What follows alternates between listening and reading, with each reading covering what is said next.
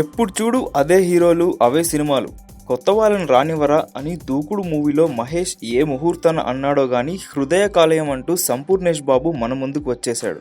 సంపూ రావడంతో ఉన్న మన హీరోల విలువ ఆడియన్స్కి బాగా తెలిసొచ్చింది. ఇన్నాళ్ళు ఏం కోల్పోయారో తెలుసుకున్నారు. ఆ తర్వాత సింగం 1, 2, 3 అంటూ సినిమా మీద విరక్తి కలిగించేశాడు. కొబ్బరిమట్ట అంటూ అదిగో వస్తున్నా అంటూ హడావుడి చేశాడు. కానీ ఇంకా ఆ మూవీ గురించి ఎలాంటి అప్డేట్స్ లేవు. దీనికి కారణం సంపూని ఇండస్ట్రీ బ్యాన్ చేసిందనే టాక్ నడవటమే. సంపూ తన సినిమాల్లో హీరోలని ఇమిటేట్ చేయడంతో హీరోలు తమ సీన్స్ని ఇమిటేట్ చేసి నాశనం చేస్తున్నాడని డైరెక్టర్లు సంపూర్ణేష్ బాబు మీద కోపంగా ఉన్నారని, పైగా బయటి ఫంక్షన్లో సంపూ బాగా ఓవర్ చేస్తున్నాడని, ఆ ఓవర్ యాక్షన్ భరించలేక ఇండస్ట్రీ అంతా కలిసి సంపూ సినిమాల్ని రిలీజ్ చేయకుండా ఆపేయాలని ఫిక్స్ అయినట్టు సమాచారం. గతంలో మన హీరోల నుంచి, హీరోల ఫ్యాన్స్ నుంచి సంపూకి వార్నింగ్లు కూడా వెళ్ళాయన్న విషయం తెలిసిందే.